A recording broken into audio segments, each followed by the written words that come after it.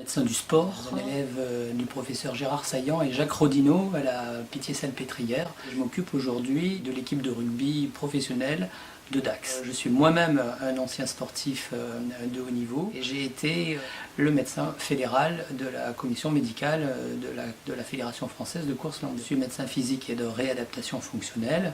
Je travaille dans le centre de rééducation fonctionnelle de Salis de Béarn où je m'occupe du secteur neuro-orthopédique. Nous avons ici l'occasion de prendre en charge de façon assez spécifique les patients lombalgiques.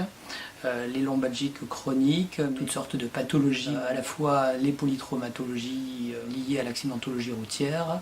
Ce qui m'a plu dans la décompression pendulaire articulaire, c'est de découvrir finalement une nouvelle technique qui se rapprochait de celle que je connaissais déjà en pratique manuelle, qui avait été développée par l'association de médecine mécanique de Lyon, qui correspondait à la table de Pécunia et qui permettait de réaliser des manœuvres structurelles ostéopathiques. Dans la décompression pendulaire articulaire, j'avais une autre façon de mettre les patients en décharge dans une position qui était beaucoup plus acceptable pour les patients.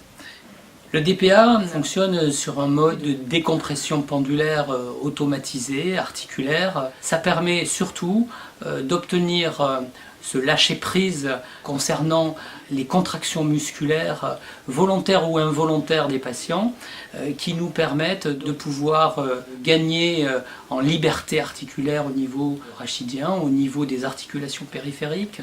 Ça nous permet également de rassurer les patients sur leur fonction, leur capacité finalement à retrouver du mouvement, là où la majorité sont souvent contraints par la limitation d'amplitude et par les craintes à réaliser des mouvements. Le DPA nous permet d'obtenir à la fois ce relâchement neuromusculaire par la répétition du mouvement et par ces oscillations qui sont parfaitement rythmées à des fréquences particulières, d'obtenir une répétition du mouvement qui permet d'installer le résultat dans le temps. Alors j'utilise le DPA maintenant depuis une année entière.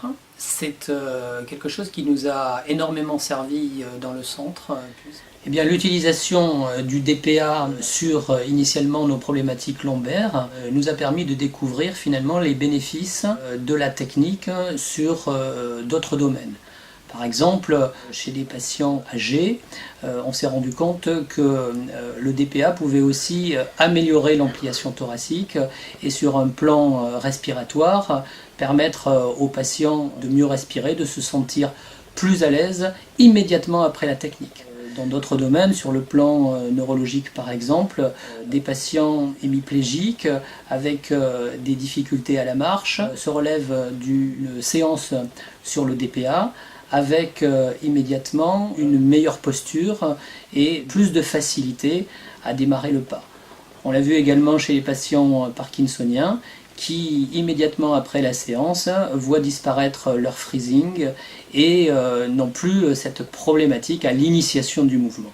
Le DPA est aussi un outil qui peut nous permettre d'améliorer l'autonomie des patients. Grâce à cette action de décompression pendulaire articulaire, on obtient plus de facilité à la marche, plus de facilité à la mobilisation globale.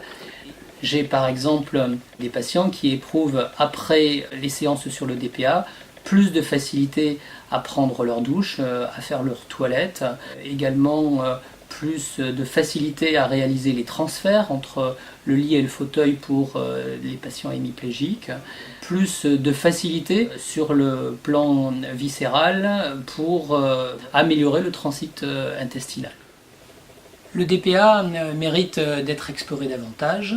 Après avoir observé de façon empirique tous les bénéfices que l'on pouvait tirer à la fois sur la lombalgie mais sur l'amélioration de l'autonomie, on a besoin maintenant de mener des études rigoureuses sur les mécanismes d'action du DPA, nous permettre de mieux comprendre quelles sont les implications immédiates et les retentissements à distance sur le plan viscéral et neurologique.